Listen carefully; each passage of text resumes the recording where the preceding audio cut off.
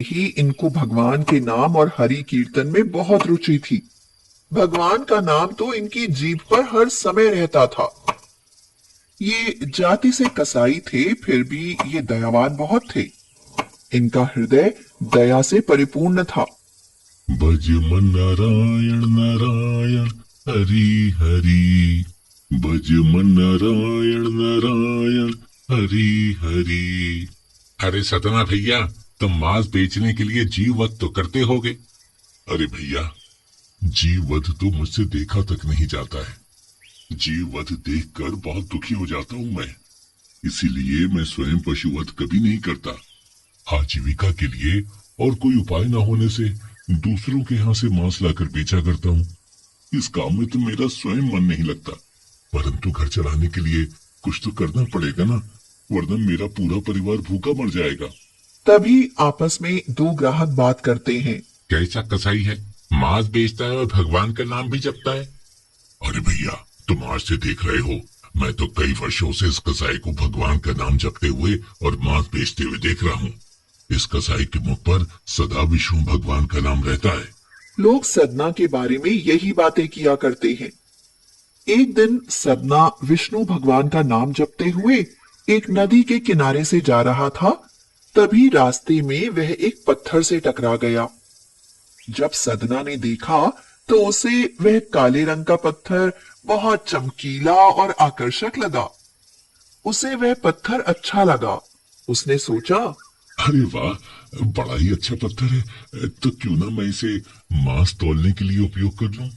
सदना उस पत्थर को उठाकर ले आया और मांस तौलने में प्रयोग करने लगा। अरे सदना भैया, 1 किलो मांस तौल दो।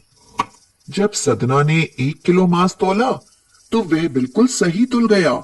अच्छा, तो ये पत्थर 1 किलो का है। भज मन नारायण नारायण हरि हरि। तभी दूसरा ग्राहक वहां आ जाता है। सदना भाई, मुझे 2 किलो मांस तौल दो। जब सदना ने 2 किलो मांस तौला तब भी 2 किलो मांस बिल्कुल सही तुल गया।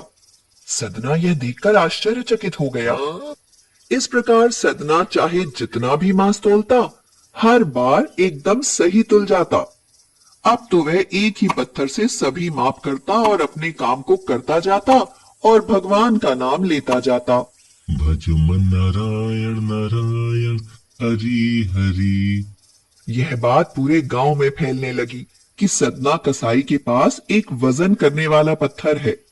वह सारे भार को एकदम सही मापता है। इस कारण सदना की दुकान की बिक्री काफी बढ़ गई थी। मुझे लगता है ये कोई जादुई पत्थर है। किसी जादूगर से गिर गया होगा और अब ये मुझे मिल गया है। उसी गांव में एक ब्राह्मण रहते हैं। ब्राह्मण बड़े ज्ञानी विद्वान थे। जब एक भक्त ने उन्हें उस पत्थर के बारे में बताया तो वह उस पत्थर को देखने के लिए उत्सुक हो गए। वह ऐसी जगह जाना नहीं चाहते थे जहां मांस कटता हो या बिकता हो। इसलिए वे सदना की दुकान से थोड़ी दूरी पर खड़े रहे और वहीं से उस पत्थर को वजन तोलते देखते रहे। ब्राह्मण बहुत ज्ञानी थे। उन्होंने तुरंत पहचान लिया कि यह पत्थर के रूप में शालिग्राम है, जो कि भगवान विष्णु का स्वरूप है। वह तुरंत कसाई सदना के पास जाते हैं और उससे गुस्से में कहते हैं, राम राम राम राम राम राम। अरे भैया, क्या तुम जानते नहीं कि जिसे पत्थर समझकर तुम मांस तौलने में प्रयोग कर रहे हो, वो शालिग्राम भगवान है, जो कि भगवान विष्णु का स्वरूप है। और तुम इन्हें ऐसी अपवित्र जगह पर रखे हुए हो तो तुम्हें तो पाप पड़ेगा। जब सदना ने यह सुना तो उसे बड़ा दुख हुआ और वह बोला, हे ब्राह्मण देव, मुझे नहीं पता था कि ये भगवान शालिग्राम है। मुझे क्षमा कर दीजिए, मैं ऐसा पाप नहीं कर सकता। भगवान को आप ले लीजिए और इनकी सेवा कीजिए। आपसे बेहतर इनकी सेवा और कोई नहीं कर सकता, क्योंकि आप तो स्वयं एक ब्राह्मण हैं। सदना ने शालिग्राम भगवान ब्राह्मण को दे दिया।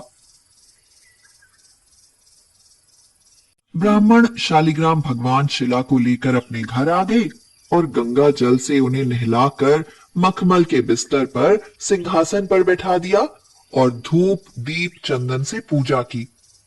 जब रात हुई और वह ब्राह्मण सोया तो सपने में उसे भगवान आए और बोले, हे ब्राह्मण, तुम्हारी सेवा से मैं बहुत प्रसन्न हूँ, पर मुझे तुम जहाँ से लाए हो वहीं छोड़ आओ। मुझे यहाँ अच्छा नहीं लग रहा। भगवान, वो कसाई तो आपको तुला में रखता था और दूसरी ओर मांस तोलता था।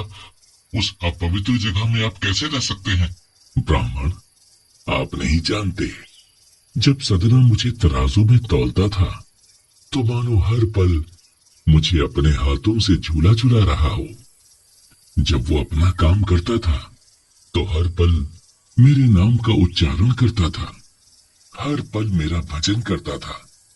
इसलिए जो आनंद मुझे वहां मिलता था वो आनंद यहाँ नहीं। इसलिए आप मुझे वहीं छोड़ आए। आप जैसा कहें प्रभु। सुबह आंखें खुली तब ब्राह्मण तुरंत उस सदना कसाई के पास गए और बोले, सदना, कल रात भगवान विष्णु मेरे सपने में आए और मुझसे कहा है कि मुझे जहाँ से लाए थे वहीं छोड़ दो। वो तुम्हारी सेवा में रहना चाहते हैं। सदना, मुझे माफ कर दे। वास्तव में तो तुम ही सच्ची भगवान भक्ति करते हो। लो, ये अपने भगवान को संभालो। ये सुनकर सदना की आंखों में आंसू आ गए। उसने कहा, सच में प्रभु मेरी सेवा में रहना चाहते हैं।